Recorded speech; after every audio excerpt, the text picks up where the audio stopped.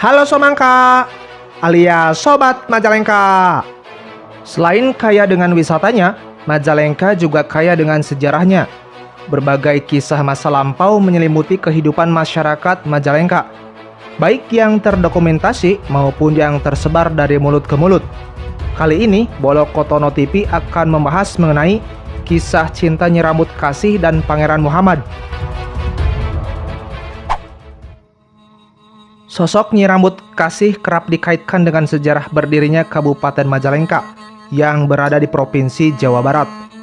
Nyi Rambut Kasih merupakan Ratu Majalengka yang cantik rupawan. Kecantikan sang ratu tak ada bandingannya pada zamannya. Tak hanya cantik, dia pun memiliki kesaktian yang luar biasa, sehingga tak seorang pun sanggup menatap kemolekan wajah Nyi Rambut Kasih. Kerajaan yang menjadi pemerintahannya saat itu bernama Sindang Kasih. Konon kerajaan Sindang Kasih terkenal dengan buah yang bisa menyembuhkan berbagai penyakit. Nama buah itu bernama buah maja. Nyi Rambut Kasih juga dikenal sebagai sosok ratu yang memerintah negerinya dengan penuh cinta, aman, damai, dan mensejahterakan kehidupan rakyatnya dengan ketulusan tanpa kepentingan apapun. Nyi Rambut Kasih konon kabarnya masih keturunan Prabu Siliwangi, Raja Pajajaran yang terkenal di Tatar Sunda. Nyi Rambut Kasih masih bersaudara dengan Rara Santang, Kian Santang, dan Walang Sungsang. Menurut cerita rakyat, awal mula Nyi Rambut Kasih datang ke Majalengka bermula hendak menemui saudaranya di daerah Talaga. Saudaranya bernama Raden Munding Sari Ageng, suami dari Ratu Mayang Karuna yang waktu itu memerintah di Kerajaan Talaga Manggung.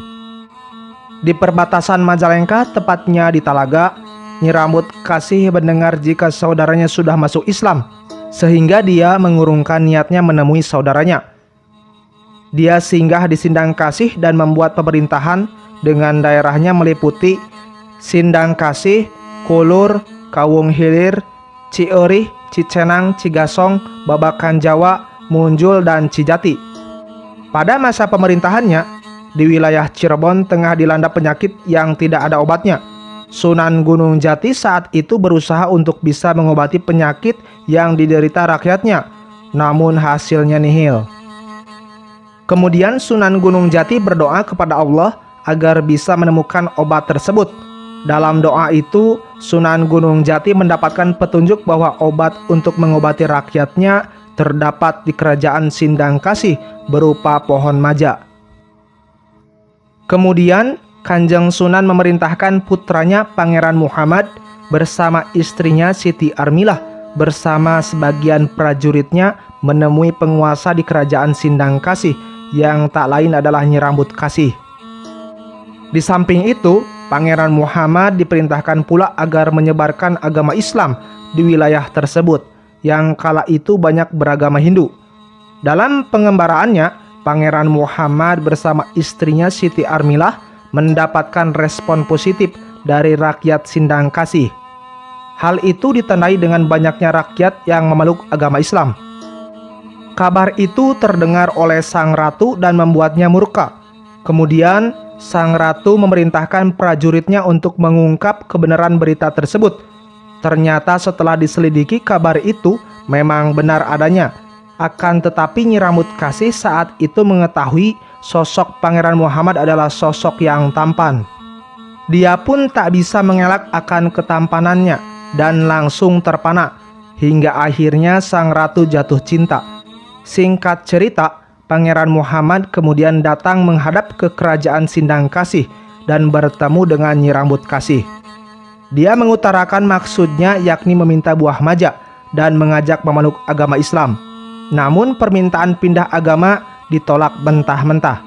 Sedangkan buah maja akan diberikan dengan syarat Pangeran Muhammad mau menikahinya.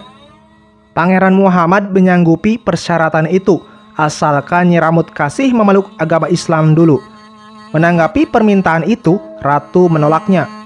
Hingga akhirnya terjadi pertempuran antara Pangeran Muhammad dengan Nyi Rambut Kasih. Saat terjadi pertempuran, Nyi Rambut Kasih terdesak dan hampir mengalami kekalahan. Hingga akhirnya karena tak rela buah maja yang menjadi simbol kerajaan tersebut, sang ratu pun akhirnya menghilangkan diri bersama buah majanya. Saat melihat kondisi tersebut, prajurit Pangeran Muhammad yang berasal dari Cirebon berkata, "Majalangka, Majalangka."